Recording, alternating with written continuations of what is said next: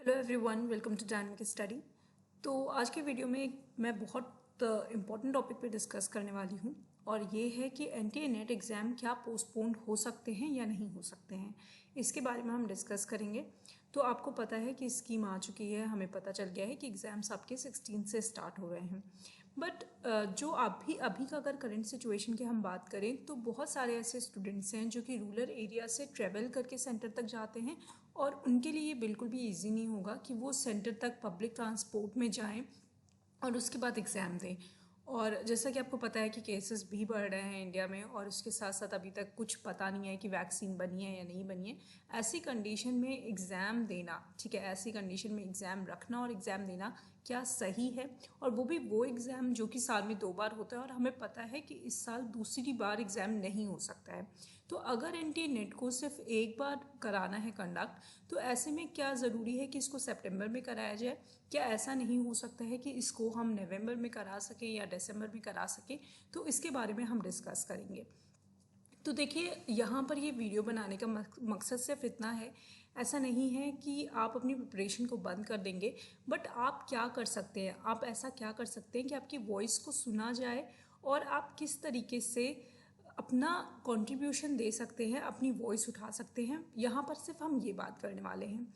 तो ऑलमोस्ट मुझे जहाँ तक लगता है कि मैंने जैसा देखा है, मैंने अपने स्टूडेंट से बात करी है, बहुत सारे ऐसे पेड कोर्स के स्टूडेंट्स हैं जिन्होंने मुझे अप्रोच किया और उनसे बात करने के बाद ये पता चला कि बहुत सारे ऐसे स्टूडेंट्स हैं जो इस साल एग्ज़ाम देने ही नहीं वाले हैं, क्योंकि वो ऐसे स्टेट में रह रहे हैं जहाँ पर केसेस बहुत ज़्यादा हैं, या फिर वो इतने दूर रह रहे हैं कि उनके लिए बहुत मुश्किल है कि वो सेंटर तक ट्रैवल करें और उसके बाद जाएं। अगर हम एक नॉर्मल कंडीशन की बात करें कि अगर आप कहीं पे भी जाते हैं, किसी भी पब्लिक एरिया में जाते हैं, या अगर आप इंडिया में ट्रेवल भी करते हैं, फ़्लाइट से भी आप ट्रेवल कर रहे हैं, तो उसके बाद भी फ़्लाइट को पूरी तरीके से सैनिटाइज किया जाता है। तो क्या ये कंडीशन हो पाएगी कि इतने सारे स्टूडेंट्स एक सेंटर पे जाएंगे, एडमिशन दे, सारे एग्ज़ाम देंगे और उसके बाद दोबारा से उसको सैनिटाइज किया जाएगा? और क्या पॉसिबिलिटी है कि प्रॉपरली हर चीज़ होगी? और दूसरी बात यह है कि आपने देखा होगा, जब आप एग्ज़ाम देने जाते हैं, आप सेंटर में एंटर ही करते हैं, उसी टाइम से इतना ज़्यादा क्राउडेड हो जाता है, एक दो बंदे होते हैं जो आपके एडमिट कार्ड चेक कर रहे होते हैं और उसके बाद आगे चल के आपको पता नहीं होता है कौन कहाँ पे आपके बगल में जस्ट खड़ा है। और ऐसे में कोविड, आपको पता है कोविड किस तरीके से फैल रहा है, कितना ज़्यादा फैल रहा है, और इतना ज़्यादा स्टूडेंट को रिस्क पे डालना, सिर्फ स्टूडेंट को ही रिस्क पे नहीं डालना, ये तो हम मान भी सकते हैं कि जो भी स्टूडेंट्स हैं वो उनका जो एज ग्रुप है वो ऐसा है कि उनके अंदर इम्यूनिटी ज़्यादा होती है। बट मान लीजिए कि वो उसके बाद अपने घर जाते हैं जहाँ पर वो रह रहे हैं, अगर वो पीजी में रह रहे हैं, हॉस्टल में रह रहे हैं, वो कॉमन एरिया शेयर कर रहे हैं, अपने घर में वो कॉमन एरिया शेयर कर रहे हैं, उसके बाद उनकी फैमिली इसको भी आप रिस्क में डाल रहे हैं। अभी भी बहुत सारी ऐसी फैमिलीज़ हैं जो बची हुई हैं, जो गाँव में लोग रह रहे हैं, उनको अभी उतना ज़्यादा इम्पैक्ट नहीं पहुँचा है उनकी फैमिलीज़ में। ऐसा नहीं कि हर कोई बंदा इम्यून हो गया है। तो ऐसे में एग्ज़ाम कंडक्ट कराना, अगर एनटीए सच में एग्ज़ाम कंडक्ट कराना चाहता है, अगर सच में एनटीए चाहता है कि बच्चे पास हों नेट एग्ज़ाम में, तो क्यों नहीं 6% को बढ़ाकर 10% कर देता है? क्यों ऐसा किया जा रहा है कि ये एग्ज़ाम के टाइम पे, इस टाइम पे, इतनी डिफ़िकल्ट सिचुएशन पे, इतनी ट्राइंग सिचुएशन पे इसको एग्ज़ाम को रखा गया है और कोई भी इसके बारे में बात नहीं कर रहा है? कोई भी इस जो कहते हैं ना एलिफेंट ऑफ द रूम, इसको कोई बात ही नहीं कर रहा है कि इस एग्ज़ाम को पोस्टपोन करना चाहिए। तो अभी अगर हम देखें, अभी करंट सिचुएशन की बात देखें हम, तो अभी 2-4 लोग ऐसे हैं जिन्होंने ये कोशिश की है कि ये जो कॉम्पिटिटिव एग्ज़ाम्स है इनको टाल दिया जाए।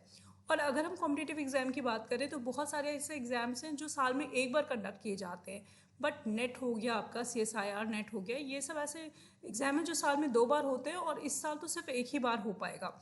और अगर इस साल एक बार हो पाएगा तो सितंबर में कराने का कोई मतलब नहीं है कि आप इसको सितंबर में कराएं। तो अब ये देख लेते हैं, पहले तो ये समझ लेते हैं कि क्या ऐसा हो सकता है कि इस कैंपेन के थ्रू एग्ज़ाम पोस्टपोन हो सकता है। तो देखिए, पॉसिबिलिटी है।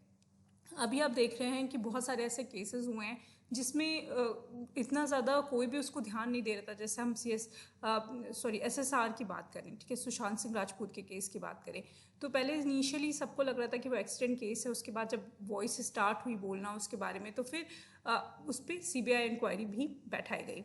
तो इस तरीके से अगर आप किसी भी चीज़ को लेकर बार बार उसी बात को बोलेंगे तो फिर लोग आपकी बात सुनेंगे, ठीक है। तो हमारे पास टाइम है अभी, आप चाहें, अगर आप चाहते हैं कि ये पोस्टपोन्ड हो एग्ज़ाम, या अगर आप चाहते हैं कि आपकी वॉइस सुनी जाए तो आप क्या कर सकते हैं, इसके बारे में हम बात करने वाले हैं। उसके अलावा देखिए, दूसरी चीज़ ये है कि हो सकता है बहुत सारे बच्चे ऐसे हो जो मुझसे एग्री ना हो, जिनको लग रहा हो कि हो सकता है इस बार कम बच्चे अपीयर हों, तो फिर हम हमारे पास बहुत सारे चांसेस है कि हम इस एग्ज़ाम को क्वालिफाई कर पाए। देखिए ठीक है, वो सारी बात सही है कि आपके पास चांसेस हैं क्वालिफाई करने के लिए, बट हमेशा हमें सबके बारे में सोचना चाहिए। हम ह्यूमैनिटी की बात करते हैं, हम ये बात करते हैं कि हम सब ह्यूमन है, तो हमें सबके बारे में सोचना चाहिए। तो जो भी कुछ हो रहा है उससे आपकी सोसाइटी पे क्या कॉन्सिक्वेंसेस पड़ेंगे, इसके बारे में आपको सोचना चाहिए। अगेन बहुत सारी ऐसी फैमिलीज़ है, बहुत सारे ऐसे लोग हैं जो अभी कोविड से बचे हुए हैं। अगर एग्ज़ाम होता है तो हम बहुत सारे लोगों की लाइफ को रिस्क पे डालने वाले हैं। हम उन स्टूडेंट्स की लाइफ को रिस्क में डालने वाले हैं, प्लस हम उनकी फैमिलीज़ की लाइफ को भी रिस्क में डालने वाले हैं। ऐसा कोई भी नहीं कह रहा है कि एग्ज़ाम कराइए ही मत, आप अभी एग्ज़ाम मत कराइए। आज से 2-3 महीने बाद आप एग्ज़ाम करवा लीजिए, जब एक बार सिचुएशन थोड़ी ठीक हो जाती है। अगर हमें लगता है कि इस स्टेट में सिचुएशन ठीक है तो वहाँ पे आप एग्ज़ाम कंडक्ट करा दीजिए। इस तरीके से आप एग्ज़ाम को कंडक्ट करा सकते हैं।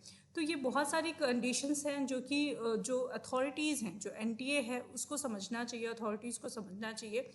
तो चलिए अब देख लेते हैं कि आप क्या कर सकते हैं। पहला ऑप्शन तो ये है कि सबसे पहले तो ये समझ लीजिए कि आप अपनी प्रिपरेशन बंद नहीं करने वाले हैं, प्रिपरेशन करते रहिए।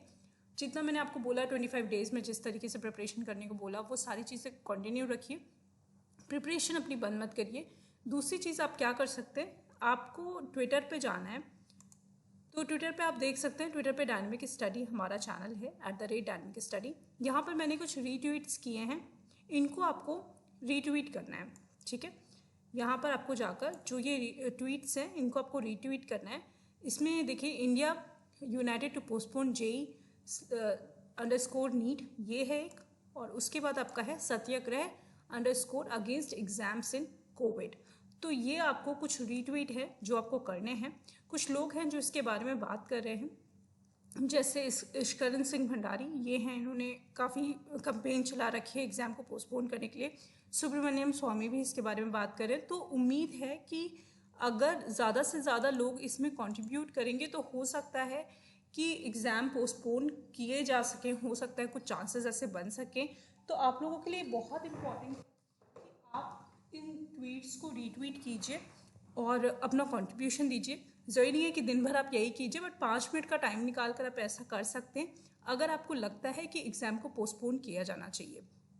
और दूसरी बात यह है कि अपनी प्रिपरेशन बंद मत करिए। चांसेस बहुत कम हैं कि एग्ज़ाम आपके पोस्टपोन हों, बट अगेन चांसेस हैं। ठीक है, चांसेस बहुत कम भी हो तो भी हमें अपना कंट्रीब्यूशन देना चाहिए।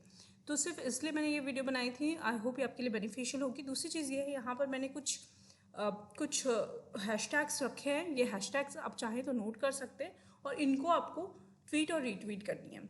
ठीक है, तो थैंक यू सो मच। और आपके जो भी व्यूज़ हों आप कमेंट सेक्शन में बताइए, ताकि और पता चल सके कि आप लोग क्या सोचते हैं इसके बारे में।